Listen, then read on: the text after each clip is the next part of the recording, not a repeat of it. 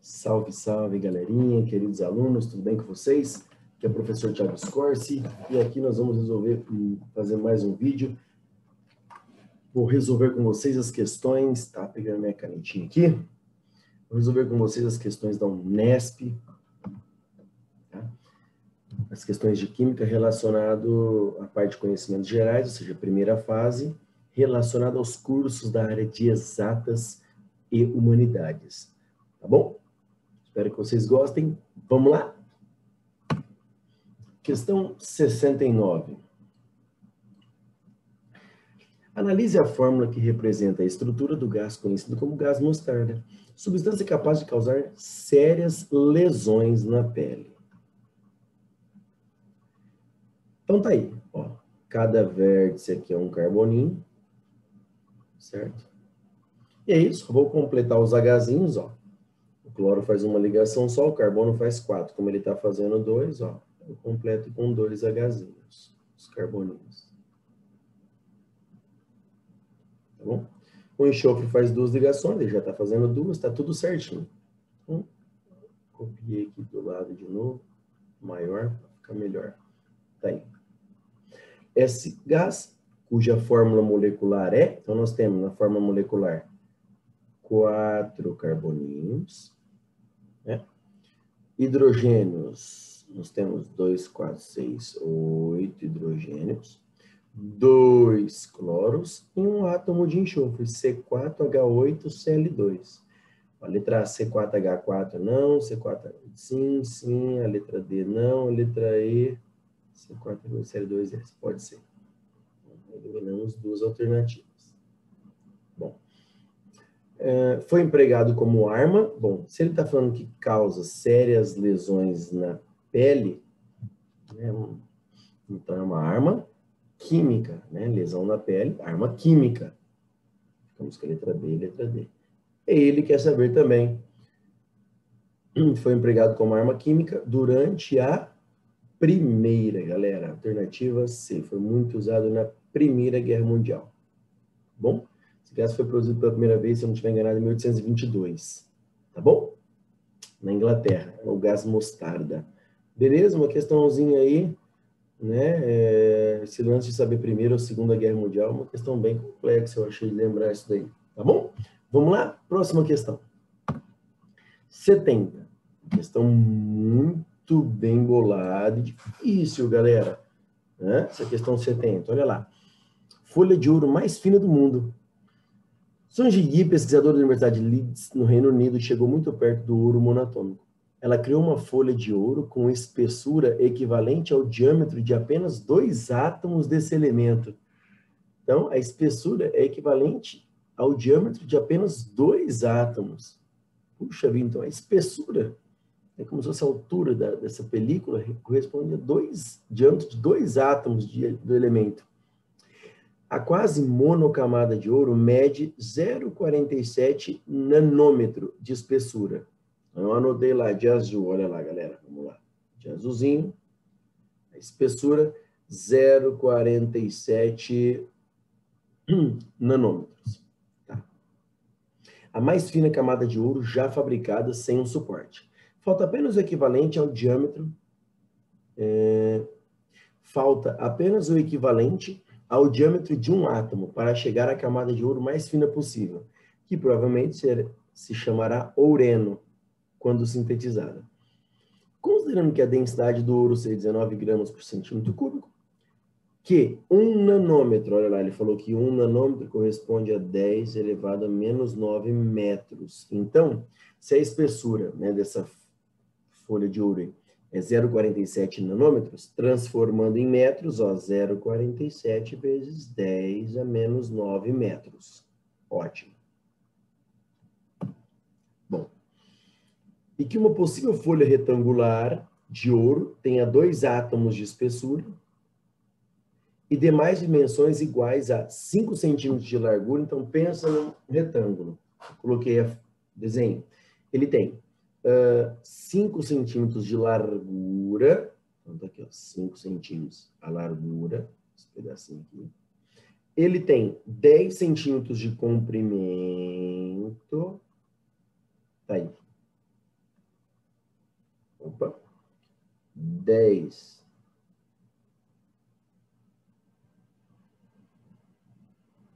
Opa. Peraí. Cadê? Minha mesinha digitalizadora. Mesinha digitalizadora. Opa, pronto, tá aqui. Vamos lá. Então, tá aí. 10 centímetros. Ok? Então tá. E ele fala que, né, que a espessura, no caso, seria essa espessura, gente, na verdade, seria a altura. Né? Então, a espessura seria a altura. Essa película tem uma espessura de 0,47 nanômetros. Então, essa espessura seria a altura dessa película, que corresponde a 2 átomos. Beleza? Bom, ele quer saber a massa de ouro nessa folha. Bom, primeira coisinha, galera, de verde, então, olha lá. Vamos achar o volume? Por quê? Ele deu densidade, galera. Ó, densidade é a massa pelo volume. Certo? A densidade é 19 gramas por centímetro cúbico. A massinha eu vou descobrir e o volume, então, eu vou ter que descobrir. Por quê? Ele deu a densidade, pede a massa, então, para eu jogar nessa formulinha, eu preciso descobrir o volume. Como? Qual é o volume? Tem 3 dimensões, a gente multiplica, né? O volume é a área da base vezes a altura. No caso, a área da base, 10 centímetros vezes 5, vezes a altura, que no caso é a espessura, que é 0,47, 10 a menos 9 metros. Cuidado, ó, as dimensões estão em centímetro, a largura e o comprimento estão em centímetros. A altura está em metros. Então, metro, decímetro, centímetro. Eu multiplico por 100, então corresponde a 0,47, 10 a menos 7 centímetros. Tem que ficar ligado com isso. Deixar tudo na mesma unidade.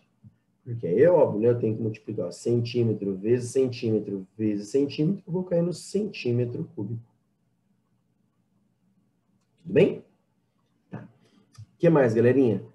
E aí, 10 vezes 5, 50, vezes 0,47 dá 23,5. Então, 23,5 vezes 10 elevado a menos 7 centímetros cúbicos. Então, achamos o volume, tá, dessa folhinha aí. Então, vou lá e jogo. Ó. Olha o volume. 23,5 vezes 10 a menos 7. Tá? Não esqueçam, se a densidade está em gramas por centímetro cúbico, a massa que nós vamos descobrir é em gramas e o volume tem que ser dado em centímetros cúbicos. Aí agora jogo na fórmula, multiplico em cruz, massinha é igual a 4,46 vezes 10 elevado a menos 5 gramas. Ele pergunta na alternativa, né? É da ordem de 10, a ordem de 10 a menos 5, alternativa A. Questãozinha muito bem elaborada, tá? Não era fácil, não. Beleza? Vamos lá? Próxima questão. Bom, ele te dá 3 reações químicas, galera. Desculpe, 4. Aí ele pergunta assim para você, ó. São exemplos de oxirredução que apresentam um reagente atuando simultaneamente como oxidante e redutor. O que é isso? Oxidante. Agente oxidante é o elemento que sofre redução. E agente redutor? Agente redutor é o elemento que sofre oxidação. Então, vamos só lembrar aqui. Se eu sofro oxidação, eu vou fazer o outro reduzir. Então, eu sou o agente redutor. Se eu sofro redução, eu vou fazer o outro oxidar. Eu sou o agente oxidante. Beleza? Então, ele quer saber, em outras palavras, né?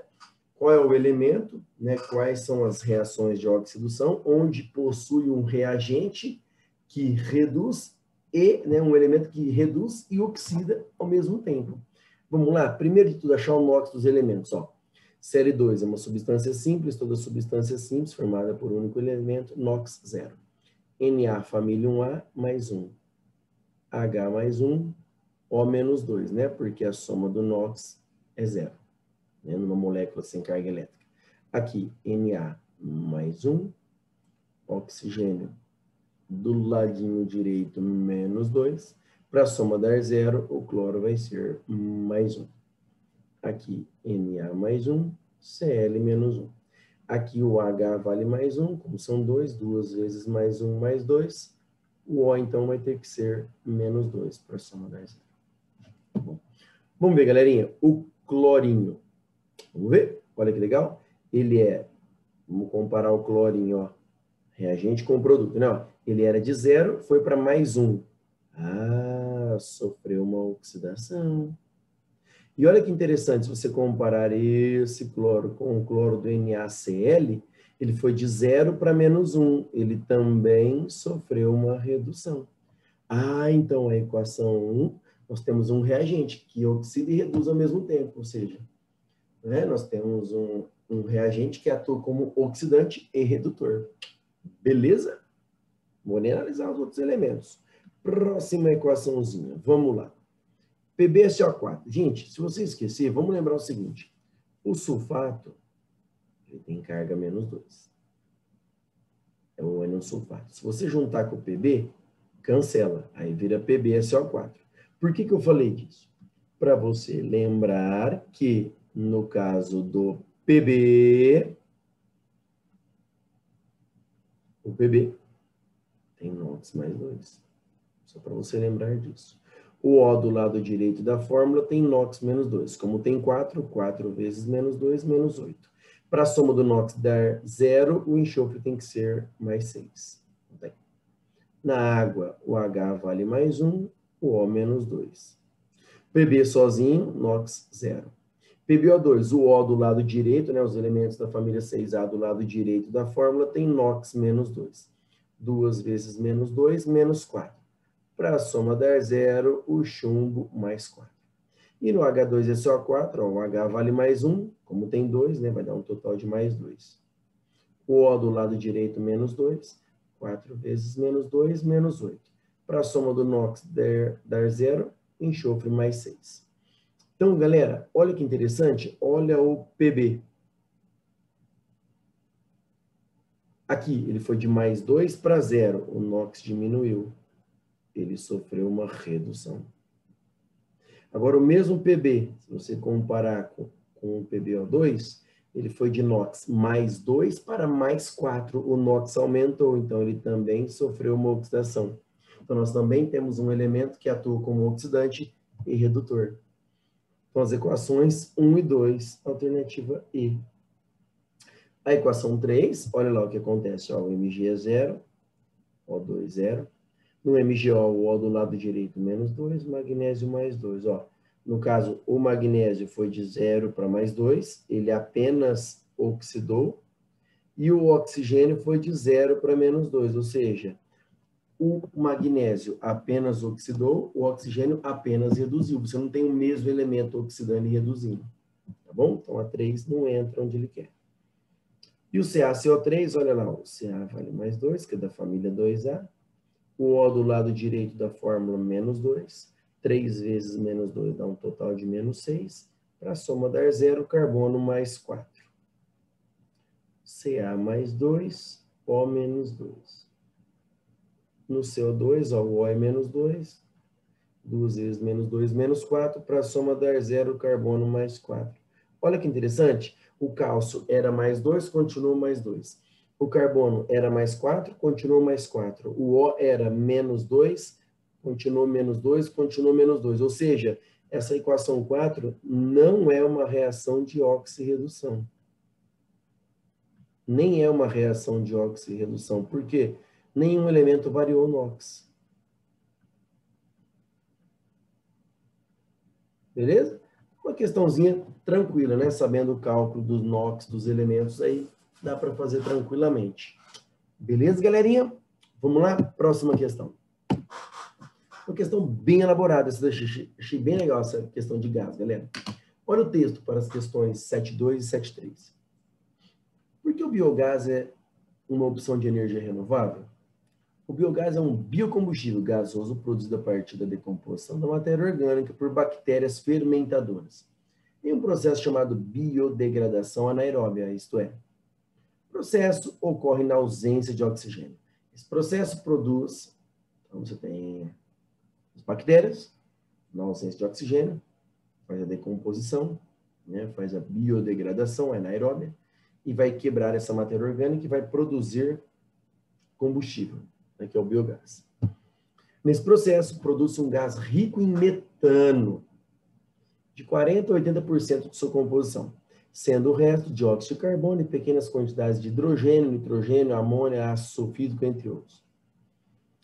Para gerar energia elétrica usando biogás, utiliza-se a conversão da energia química do gás em energia mecânica, por meio de um processo controlado de combustão, que ativa um gerador. O biogás também pode ser purificado para a geração de biometano, que é equivalente ao gás natural veicular. Bom, a tabela a seguir. Então, ele coloca lá no desenho, galera, ó, você tem, né, vamos só ficar ligado aqui, ó. No desenho, a gente tem, né, os resíduos aí orgânicos, é feita uma higienização, né, e aí passa por, depois né, tem o resíduo orgânico, passa pelo processo de biodegradação e produz o biogás, certo? E aí o que acontece? Depois desse biogás pode passar por um processo de purificação, né, ou vai passar, e vai produzir o gás natural veicular, que é o biometano. Por quê? Porque o biogás produzido na decomposição da matéria orgânica, ele tem de 40% a 80% só de metano. Então, depois ele passa por um processo de purificação, e aí forma-se o biometano, que tem uma quantidade, né, em porcentagem, em volume lá, o que ele fala, ó, o biogás tem em torno de 60% de metano. Já o biometano tem 95%, ou seja, eles fazem um processo de purificação. Eles retiram os outros gases e com isso você vai ter uma quantidade maior ali no caso, vai ter a quantidade maior de metano.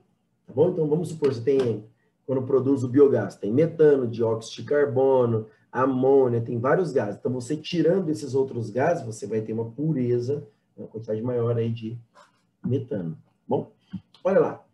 Quando se comparam volumes iguais de biogás e de biometano sob pressão de 2 atm, é possível calcular a diferença.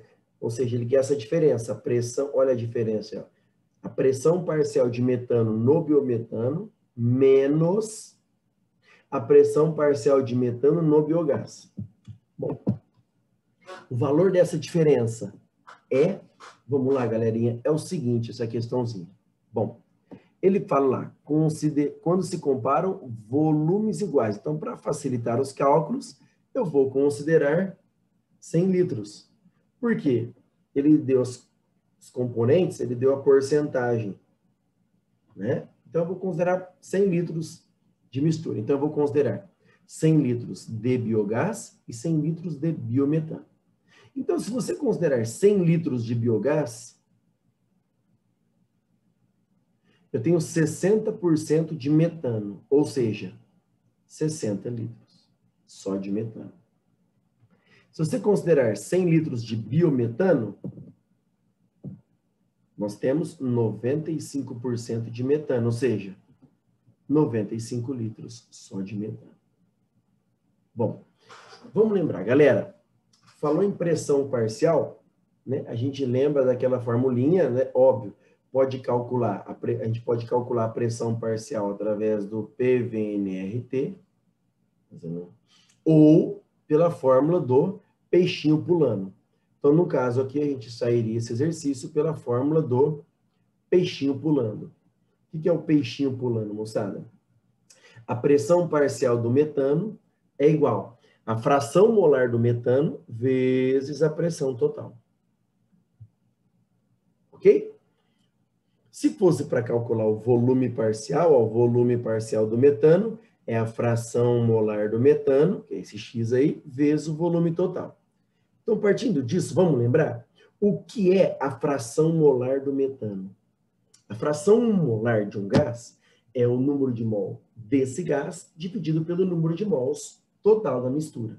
Então, para a gente achar a fração molar, a gente pode pegar o número de mol do metano e dividir pelo número de mol total. Ou, olha essa fórmula do peixinho pulando. Olha que interessante. Eu pego a pressão parcial do CH4, divido pela pressão total. Ó, eu isolo a fração molar. Ah, então, para você achar a fração molar, tem várias possibilidades. Você pode pegar o número de mol daquele gás e dividir pelo número de mols total, ou você pode pegar a pressão parcial desse gás dividido pela pressão total. Ou, olha essa outra formulinha, se você pegar o volume do metano e dividir pelo volume total, você também tem a fração molar. Olha lá. Então, o que acontece? Como que você pode, uma dica, né? Como que você acha a fração molar de um gás? É o número de mol desse gás dividido pelo número de mols total, ou pressão daquele gás dividido pela pressão total, ou o volume que aquele gás exerce dividido pelo volume total. No caso, o que o exercício deu? Ele não deu o número de mols nem pressão, ele deu os volumes. Eu vou usar quem? Olha lá, vou usar os volumes. Então, olha lá de verde. A pressão parcial do metano não é a fração molar vezes a pressão total? Então, olha lá. Pressão parcial do metano é igual. O que eu vou pegar aqui? Eu vou pegar o volume, né? Como que eu acho a fração molar do metano? Olha lá, ó. Como que eu acho a fração molar do metano? Eu pego o volume que ele ocupa e divido pelo volume total. Como eu tenho 60% de metano, então seria 60, só apagar aquele B ali, pronto. Seria como? Seria 60 dividido por 100. 60 litros de metano num total de 100 litros da mistura. Vezes a pressão total que ele falou para a gente, ó, a pressão total é de 2 atm. Com isso, a pressão do metano no biogás é de 1,2. Vou fazer a mesma coisa para o biometano. Então, a pressão de azul ali agora, olha lá, a pressão parcial dele é a sua fração molar vezes a pressão total. A pressão parcial dele é igual.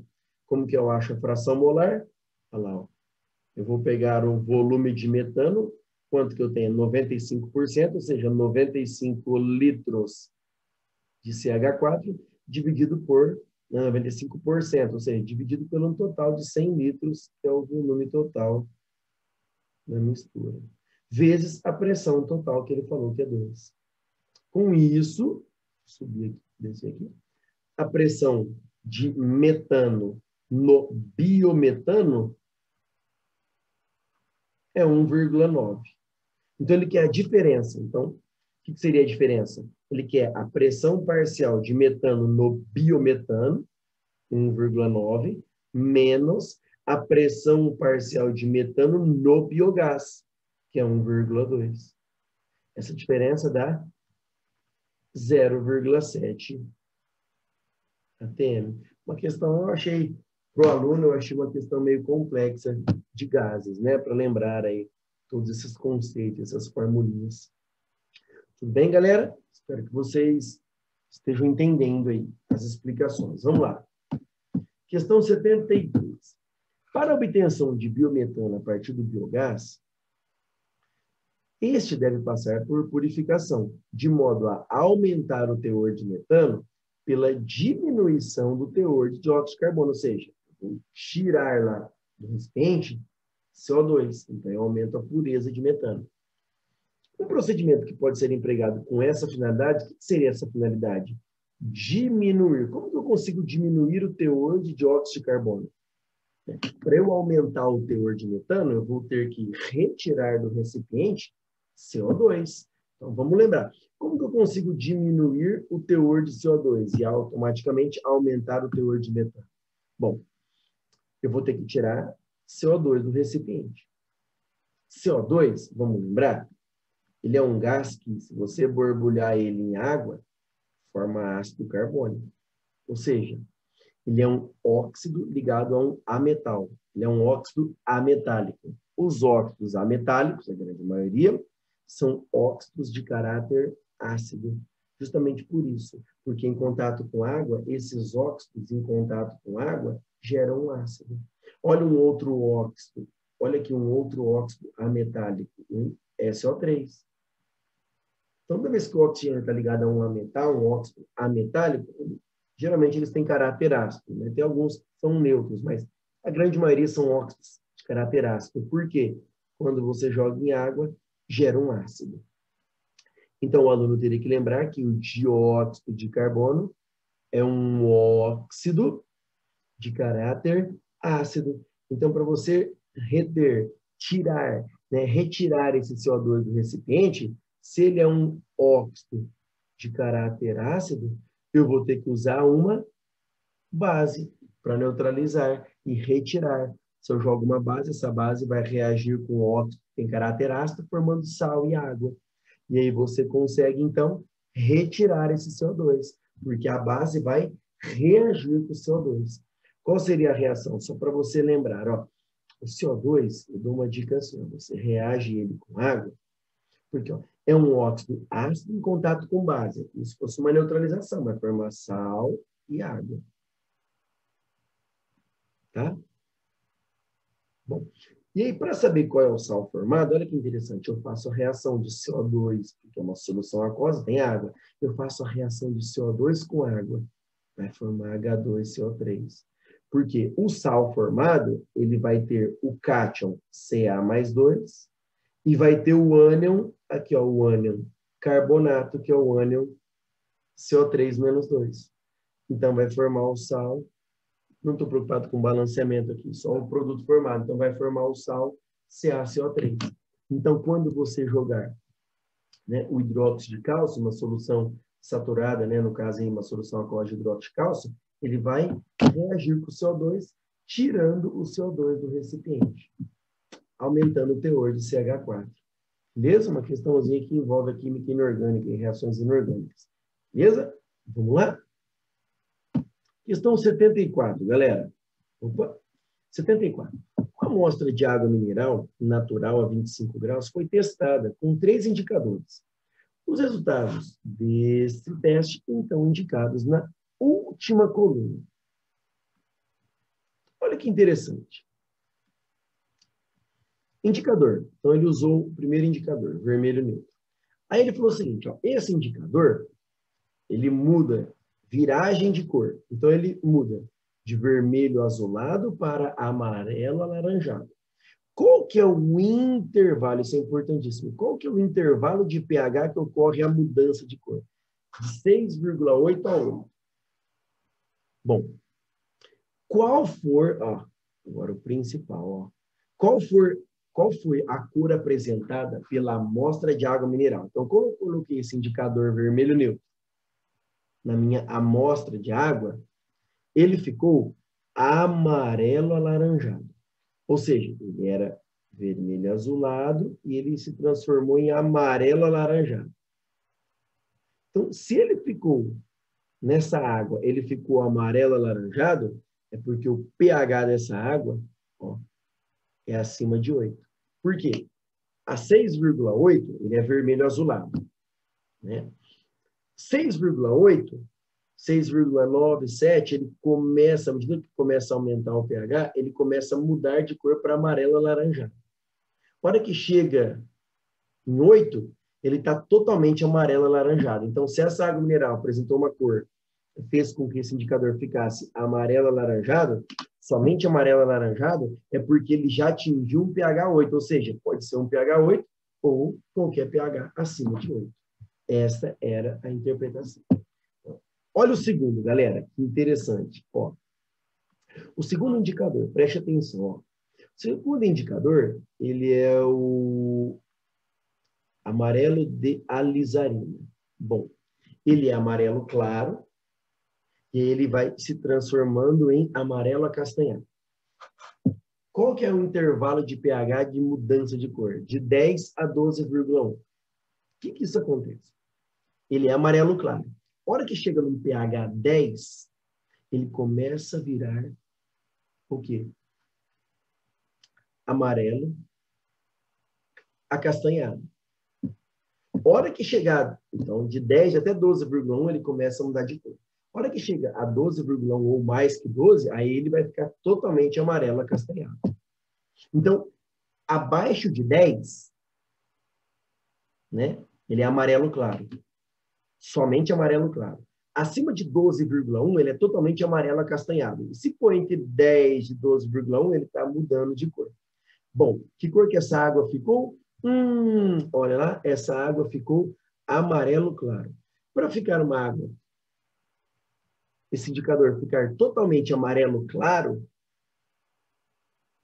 é porque ele ainda não começou a mudar de cor. Então, ele está num pH de no máximo 10, ou seja, 10 ou qualquer valor abaixo de 10.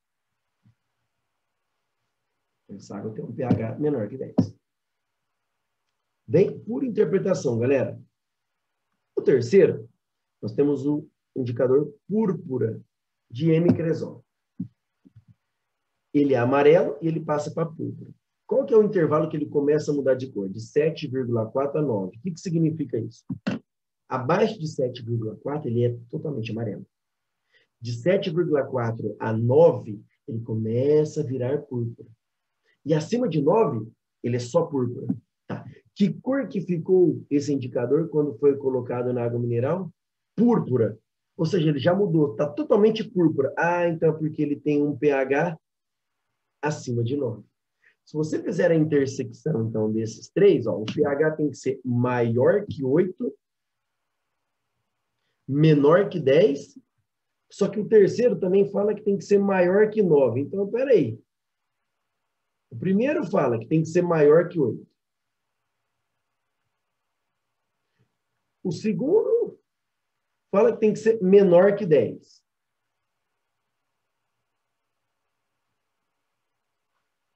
Opa, peraí. Deixa eu apagar aqui. O segundo fala que tem que ser menor que 10. O terceiro, maior que 9.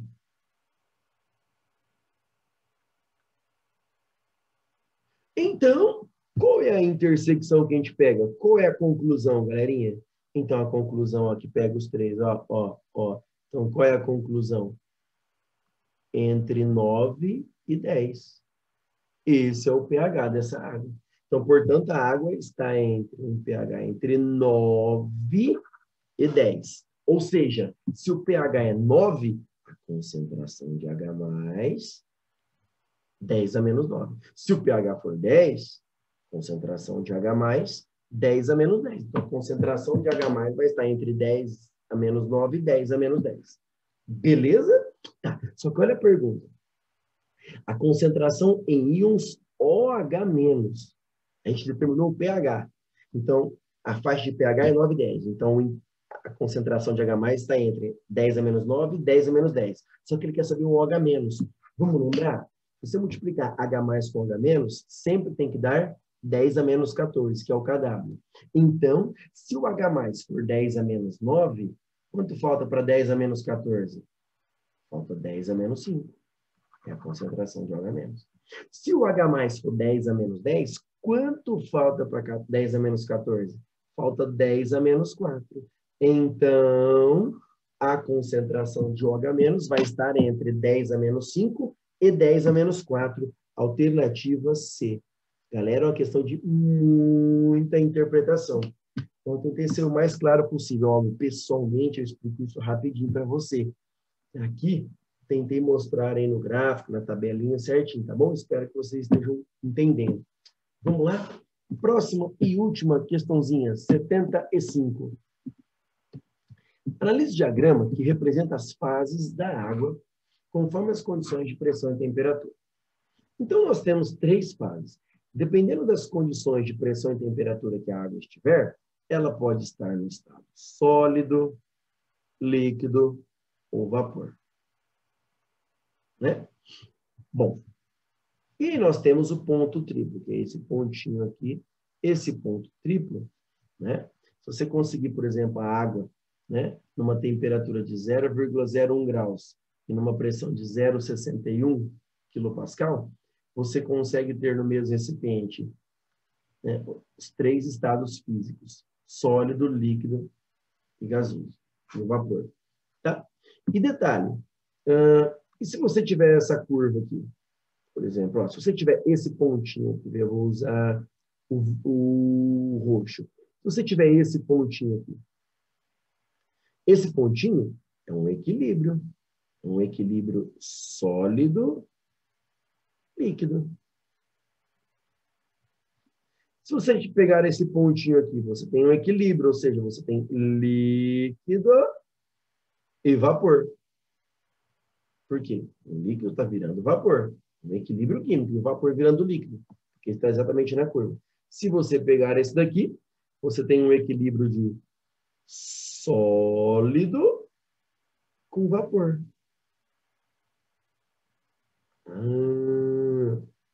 Bom, um dos métodos de conservação de alimentos, conhecido como liofilização, consiste em congelar toda a água nele presente e fazê-la sublimar, ou seja, passar diretamente para o estado gasoso, sem passar pelo estado líquido.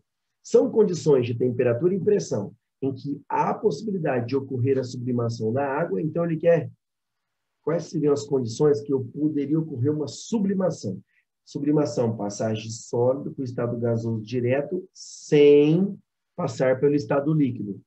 Ou seja, teria que ser uma regiãozinha que eu vou pintar aqui, ó, de sólido para gasoso direto, eu vou pintar de vermelho, ó, teria que ser aqui, ó. Tem que ser essa região aqui, ó. Por quê? É a transformação aqui, ó, de sólido para vapor. Então, tem que pegar uma temperatura e uma pressão que abrange, pega essa curva aqui. Daí você consegue o sólido passar diretamente para o estado gasoso. Bom, a alternativa que fala isso, galerinha, olha aqui, ó. O único que pega essa região que eu falei é aqui, ó, temperatura inferior a 0,025, ó. Temperatura pequena. E pressão inferior a 0,61. Então, ó, pressão pequena, ó, pressão inferior a 0,61, ó. Vou pegar aqui, ó, mais ou menos. Temperatura abaixo de 0,25. Então, aqui você consegue pegar alguns pontos que estão nessa região. Numa temperatura abaixo de 0,025 e numa pressão abaixo de 0,61. Beleza? Né? Tranquila, sabendo interpretar o gráfico também. Galerinha, espero que vocês tenham gostado. Beijo no coração, abraço, até a próxima. Fiquem com Deus.